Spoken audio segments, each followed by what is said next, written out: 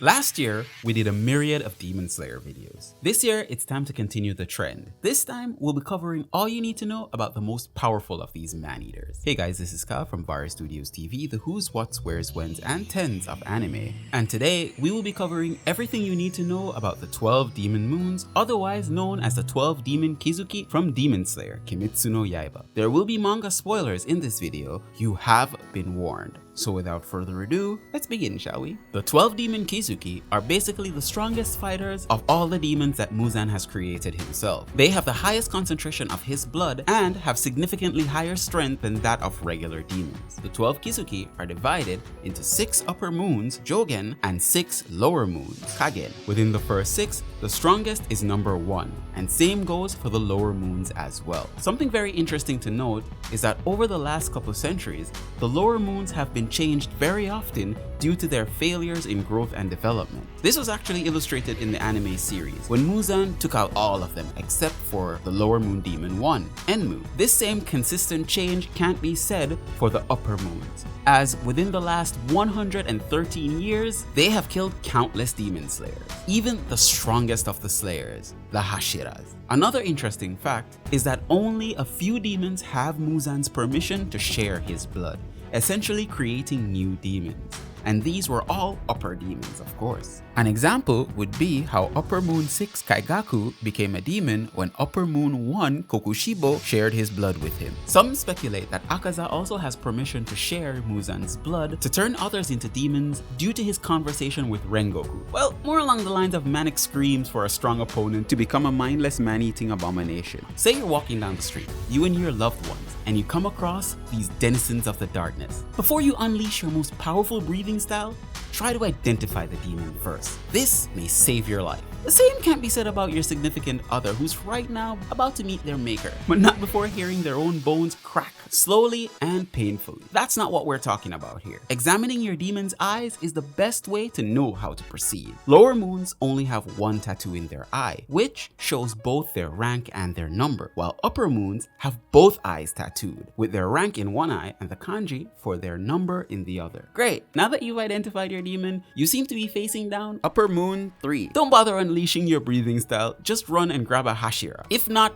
prepare to meet your maker. Let's move right along and look at their main goals. The first is to find the blue spider lily. And no, it's not because Muzan wants it as a way to make up for forgetting his wife's 10th anniversary. It's a way for him to conquer the sun and become the perfect alpha being. That doesn't bode well for humanity if that happens. The next goal is to kill or recruit strong pillars. No, not for their makeshift homes. We're talking about the Hashira. Seeing that demon slayers are in the direct way of the demons, it would be simplest to eliminate the competition. After a certain time, Muzan gave up on searching for the blue spider lily when he learned that Nezuko conquered the sun. He then sent the upper moons after her. The lower moons are listed as follows, from the weakest to the strongest. Former lower moon rank 6, Kyogai. Lower moon rank 6, Kamaniue. Lower moon rank 5, Rui. Lower moon rank 4, Mukago. Lower moon rank 3, Wakuraba. Former lower moon rank 2, Hyro. Lower moon rank 2, Rokuro. Former lower moon 1, Ubumi. And lower moon rank 1, Enmu. For the upper moons, ranks are from the weakest to the strongest. Former upper moon rank 6, Taki and Gyutaro. Upper moon rank 6, Kaigaku. Upper moon rank 5, Gyoko. Former upper moon rank 4, Hantengu. Upper moon rank 4, Nakime. Upper moon rank 3, Akaza. Upper moon rank 2, Doma. And upper moon rank 1, Kokushibo. You're probably asking yourself, why are there former numbers there? Well, for your information, when a demon is replaced, the number becomes the former. How did you not know that? Like when the super sexy demon waifu Daki died, then Kaigaku would have filled their space. So Daki became the former rank 6, while Kaigaku filled their position. But let's not hamper on that. Let's move right along. One thing I don't hear many people talk about is the parallels and the dynamics between the upper moons and the pillars. The upper moons really have an interesting dynamic, which I think is directly opposed to that of the pillars or the Hashira. Demons fight alone. Pillars fight together as much as possible, despite some being selfish. Looking at you, Sanami. The demons aren't friendly with each other and love to lead a solitary life, while the same can't be said for pillars. On top of that, Muzan rules with fear and an iron fist, while the leader of the demon slayers, Kagen, rules with respect and adoration from the demon slayers, leading them with compassion and understanding. Now, a next parallel is how to become a demon moon versus how to become a Hashira. With the demon moons, one has to earn the right to fight and challenge to defeat another. However, if one should break the rules and simply attack another, like in the case of Akaza, they get severely punished. Now, what happens when a demon is no longer considered as a part of the 12 Kizuki? Well, simply put, Muzan slashes out their eyeballs, forming an X. Speaking of being a brutal dictator, those of which Hitler himself couldn't even fathom, Muzan, after the death of Rui, considered the lower moons as an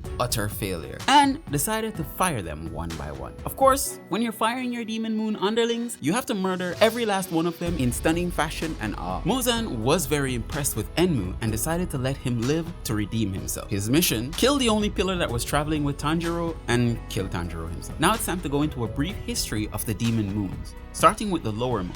Please be advised that I will only be doing a brief history here. I won't be going into their special abilities or their past. That will be for another video, so join me for that. I'll probably leave a link on the screen whenever I finish and upload that video, but let's jump right into the list of the demon moons here. So starting off our quick history lesson, the first of the 12 Kizuki to be seen in the story is actually that of Lower Moon 2, Hiro, who fought against Kyojuro and Shinjiro. This demon was encountered during Kyojuro's time as a Kinoue, which is the highest non-Hashira rank of the Demon Slayer Corps. It's also noted that he got away from Shinjiro, though the details are sketchy at best. We're not sure if he was let go or if he escaped or something like that. After him, chronologically speaking, comes the former Lower Moon rank 6 Kyogai. This monstrosity was slashed from the lower moons by the Demon King of Pop himself, due to his lack of growth. Kyogai thought by hunting down humans with special blood called the Marichi, he could grow and make his way back to the demon moons. Unfortunately for him, he met up with this kid and got his head sliced off. Promptly after that, Tanjiro, Lightning McQueen, and Totally Not Bacon makes their way up to a spooky mountain. It's here that they encounter Rui. Our team gets their asses kicked, but not before showing off some badass moves themselves. Within Tanjiro's fight with Lower Moon 5 Rui, he uses his almost dying but pulls out an awesome move no jutsu, as his talking no jutsu seemed to do little more than irritate the 90s emo demon child slave. After getting Rui's head cut off with no help from Gyu whatsoever, Tanjiro makes his way into the intensive care unit at his local hospital. Now we decide to take a train for some reason, where we encounter a dream demon, the Lower Moon 1 Enmu, who is totally not a girl. Like these guys. Anyways, he never really achieves anything more than being a nuisance for a few scenes and then gets his head chopped off. But literally 2 seconds after that, the real boss shows up. Upper Moon rank 3, Akaza, who's ready for a fight. He and Kyojuro put up one of the most epic fight scenes in anime history, and Kyojuro loses his life but wins the fight. Now, let's get back to recovery again. Soon after, the 3 amigos, with Nezuko, then travel to the Red Light District. This is where they would meet an upper-ranked demon. Super waifu but would still cut off your head and eat you alive, but still waifu, Daki, and her weird, deformed brother. Look, I don't mean to judge dude, but have you ever heard of lotion? They soon get both their heads lopped off by the harem sound pillar, Tengen Izui, who suffers the loss of an eye and an arm, effectively rendering him useless. His wives don't mind though, they get to see more of him. After the great battle of the bastards, Muzan then gathers his troops. Find those demon slayer! Sorry, I do a terrible impression of Muzan. Probably just says find them and kill them. Now we see his plan go into motion. 2 demons, upper rank 4 and 5, Gyoko and Hantengu, attacks the Nichirin blade manufacturers. Just a side note, this is not art. They faced off with Tanjiro, Nezuko, Miyoshiro, and Mitsuri, where all the demons get brutally murdered. Oh yeah, Genya was there too, huh? Was that a little too harsh to skip him? Funny enough, Hantengu witnesses Nezuko conquer the sun. Once again, the Demon King of Pop changes his motives and sends the remaining upper moons after her. During this time, the Demon King of Pop decides to attack the headquarters of the leaders of the Demon Slayers, Kagaya. Thinking that he won, not expecting that this guy was a total suicidal maniac, he makes the ultimate mistake and gets caught up in an explosion, then poisoned by his jealous ex-girlfriend Tamayo. All the Demon Slayers pounce upon him and they all get transported to the Infinite Fortress, where the Demon Slayer war arc begins. Demon Slayers now face off with the final three. Shinobu, Kanao, and Inosuke face off with their greatest adversary, Upper Moon 2 Doma, who has a twisted and deep history with all of them. One thing I've learned about Doma though, he's pretty much a twisted little fuck. At the same time, Tanjiro and Gyu face off with Upper Moon rank 3. Finally, Murachiro, Genya, Sanami, and Gyome face off with Upper Moon rank 1. Kokushibo. There are smaller fights here and there, like Igoro and Mitsuri face off with Nakime, Zenitsu with Kaigaku, and a whole bunch of other Demon Slayers trying to find Muzan, but they get all ripped apart. After the fall of the 12 Kizuki, all the remaining Demon Slayers now take on Muzan. Since this video is about the 12 demons, we're not going to go into details about the battle with Muzan. That we will do in a different. There's one demon that I didn't include in the history of the Demon Moons, because she was simply mentioned in the light novel. She is the former Lower Moon 1, Ubumi. Since Sanami became a Hashira before Kyojiro, then Ubumi would have been encountered long before Hiro. There isn't an image of her, but she was responsible for the death of Sanami's best friend, a fellow Breath of the Wind user, Masachika, and I'm sorry for the pronunciation of his name, probably butchering it to death. She used illusion magic to trick both of them, and with her last breath, she killed Masachika, and thus Sanami became the Wind Pillar. Though this video has ended, I've had some fun making this video. If you haven't seen the manga as yet, you definitely should. It's a real joy. If you guys haven't seen some of the other videos on Demon Slayer, such as 10 facts about Tanjiro, Inosuke, Muzan, and even Nezuko, you can check that out. I'll leave a playlist on the screen and also some other videos as well. And thank you guys so much for supporting the channel. Now I will also be doing a merch shout out as well with commemorating the new season of Demon Slayer. In the description and the comments below, I'll be linking our store so that you can see some of the stuff that we have, some of the merch we have for Demon Slayer.